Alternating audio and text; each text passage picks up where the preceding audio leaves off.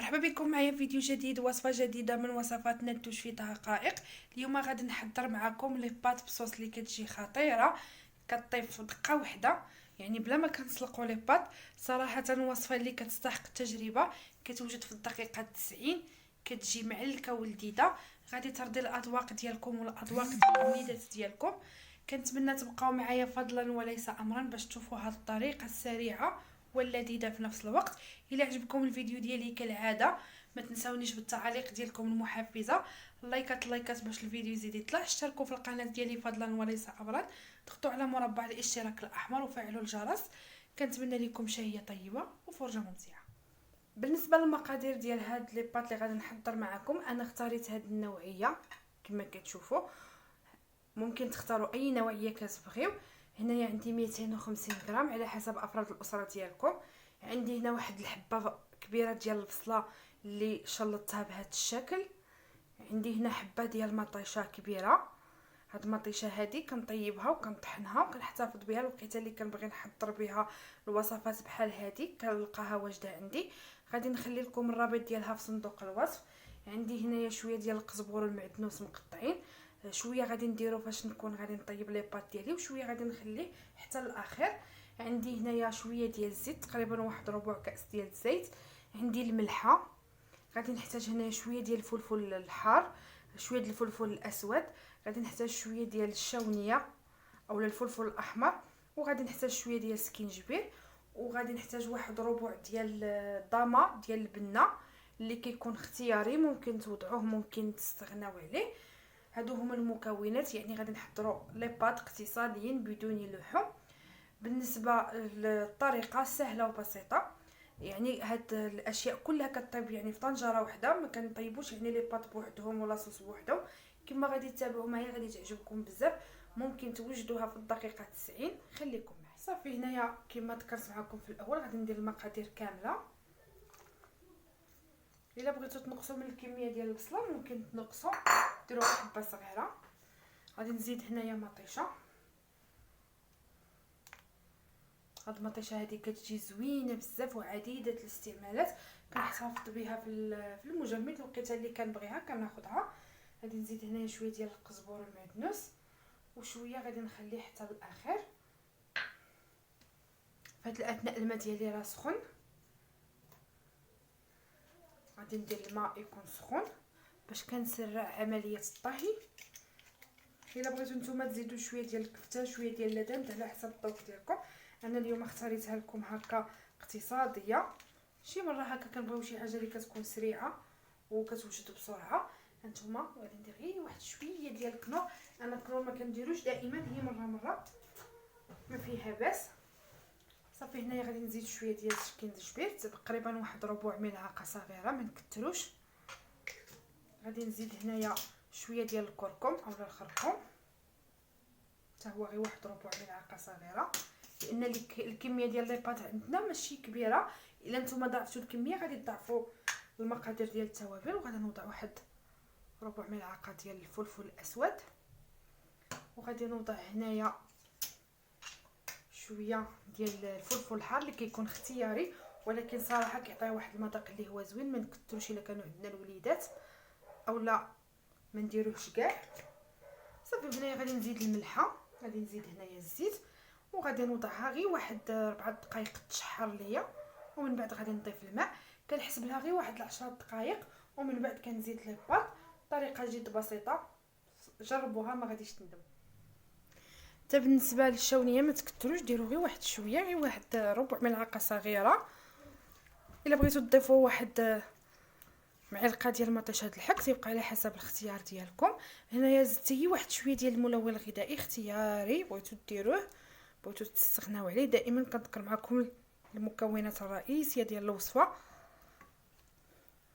صافي هنايا كنحسب غير واحد شويه، غير كيبدا هكا يطلع فيها العافيه، تنزيد لها الماء.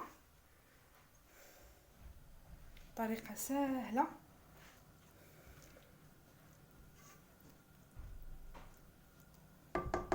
صافي هنايا غادي نخليها تشحر ونرجع. صافي هنايا كما كتشوفوا من بعد ما تشحرات ليا غير شي شويه، يعني ما نخليوهاش بزاف، ديك التوابل اللي وضعنا مع البصله مع مطيشه كيطلقوا النسمه ديالهم كتجي هكا زوينه. غادي نزيد هنايا الماء الكافي اللي غادي طيب ليا فيه البصله ديالي ومطيشه وحتى الشعريه. بالنسبه كما قلت لكم غادي نخليها 10 دقائق، غنحسب لها 10 دقائق، ومن بعد غادي نحط معها الشعريه. طريقه جد بسيطه جد سهله، ما كتاخذش نهائيا شي وقت، كتجي لذيذه بزاف. كما كنعرفوا الوليدات كيبغيو لي باط، يعني بهذه الطريقه في الدقيقه 90 ممكن نحضروها وتكون واجده معنا. دائما كنختار معكم الوصفات الناجحه البسيطه وكذلك اللي كتوجد بسرعه للوليدات ديالنا. تلقاو بعد ما دوز 10 ديال الدقائق. كما كتشوفوا سمحوا لي على الصوره لان البخار كيطلع ليا من الطاوه، ضروري نوريكم هذه المرحله. صافي هنايا دازت 10 دقائق. غادي نزيد هنايا لي باط كما كتشوفوا، غادي نزيدها مع هاد لاصوص وغادي نخليها طيب. بالنسبه للوقت ديال الطياب تتاخذ تقريبا واحد 15 دقيقه حتى ل 20 دقيقه، وكل واحد على حسب يعني الطياب اللي كيبغي. كاينين الناس اللي كيبغيوها طيبه بزاف، كاينين اللي كيبغيو تكون بين وبين. انا صراحه كنبغيها تكون طيبه. صافي هنايا ملي غادي طيب ليا ان شاء الله غادي نتلاقى معكم باش نشوفوها ان شاء الله في طبق التقديم. صافي هنايا الا بغينا الماء نزيدوه، الا شفنا مثلا خاصها الماء قلبناها ولقيناها مثلا ما طيباش، دائما نزيدو الماء يكون غليان ما يكونش بارد باش يعني ما تبقى لناش هكا قاصحه من الداخل، يعني كتاخذ الطياب اللي هو من برا ومن الداخل. هذه هي الطريقه ديالي انا، مره كنحركوها. بغيتو تنقصوا عليها العافيه وتخليوها طيب على المهل دائما على حسب. صافي هنايا كما كتشوفوا من بعد ما طابت ليا كنخليها حتى كتشرب لاصوص. الا بغيتو نتوما تخليو فيها شويه ديال المرقه كيبقى على حسب الذوق ديالكم. هنايا غادي نزيد هنا هاد القزبور المعدنوس اللي خلينا كيجي هكا زوين في الاخير، وغادي نوضع انا واحد اللمسه اللي هي خاصه. بغيتو توضعوها بغيتو تستغناو عليها دائما على حسب المتوفر عندكم. دائما كنعطيكم المكونات الاصليه وهذا الشيء كيكون يعني الا كان متوفر. غادي نزيد شويه ديال الموتزاريلا مع شويه ديال الفرماج الاحمر كيعطيوها واحد المذاق زوين، غير شويه ماشي بالضروره تكون هكا كميه كثيره. انا كنجيب واحد الكميه وكنحكها ملي كنحتاج بحال هكا الوصفات كناخذ غير شويه تقريبا هي جهد واحد زليفه صغيره بحال هذه اللي هكا درت فيها انا القزبر. هي بحال هذه كندير شويه من الحاجه كتعطي واحد النكهه زوينه. وكما كنعرفوا بحال هاد الحويجات كيبغيو الاطفال والوليدات ديالنا وصراحه حتى حنايا الكبار. صافي هنايا غادي نقدمها ان شاء الله. هانتوما شوفوا كيفاش كتجي ما شاء الله، كتجي رائعه.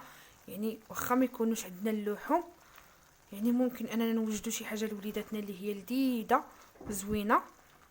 هانتوما الفرماج كيعطيه واحد المذاق زوين، وإلا ما عندكمش هاد الفرماج وضعوا واحد الفرماجه مثلثه هكا مقطعه مربعات، اولا الفرماج اللي كيكون مربع دائما على حسب المتوفر عندكم.